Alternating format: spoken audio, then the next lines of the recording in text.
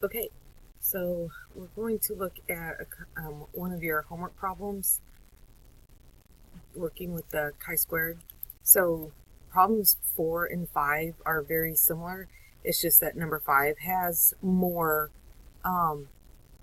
months. And so I'm going to do the short one, and then you can incorporate that over into anything else that has more of these columns. Okay? So what I did was I went ahead and I clicked in the box and I opened this table up into Excel.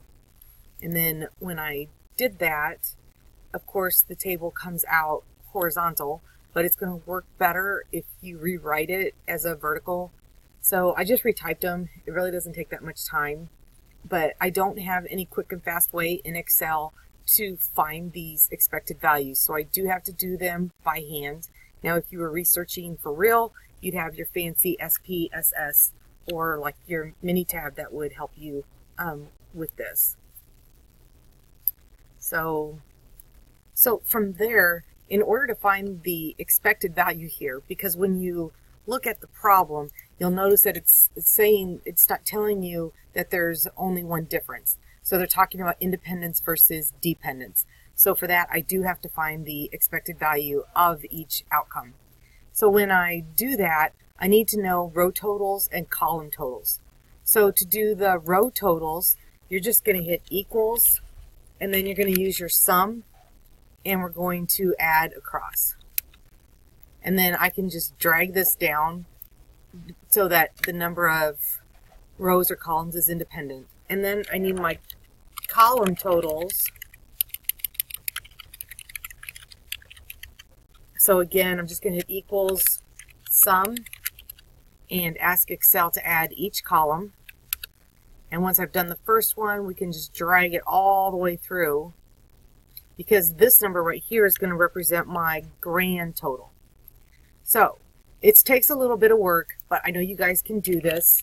Just have to be patient. Again, if you're actually going to do this in a study, you would have fancy software, so you wouldn't have to do this for each one. It would figure it out for you. Once you get these expected values in, then finding that chi-squared test statistic is just following through a couple steps. So for each cell here, I'm going to do row total times column total divided by grand. So pay attention to where you're at. Hit your equals.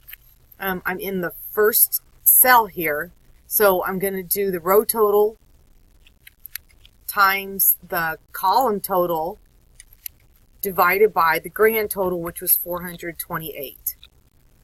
And, whoops, divided by, not multiply. So it's harder to just drop that one down because of the way the cells are set up. So we do have to put them in each separately. So for 17, so right here, I'm working across, okay?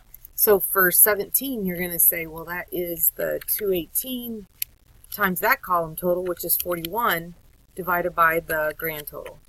And we're just going to keep going down. So at 39, and again, like I said, it does take a little bit of time, but I have faith that you guys can do this. 218 times 18 divided by your grand total.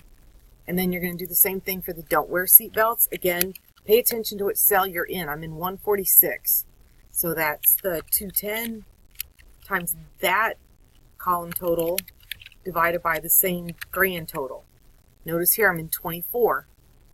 So I'm going to look at that row total times that column total divided by the grand total. And I'm just slowly working my way to the end. And this is where we like smaller problems because they won't take us as long. Okay, so once you get your expected totals for each one, the next piece then is that you need to find your chi-squared test statistic. So that, remember, is your observed minus your expected squared divided by your expected. And this one is a little bit easier to do for following the summations. So I'm going to get the chi-squared for each one here.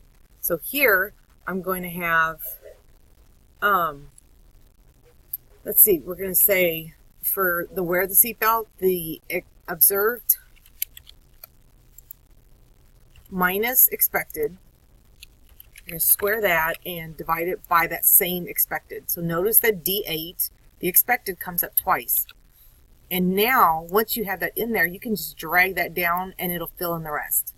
And so now do the same thing for don't wear seatbelts. I'm going to do observed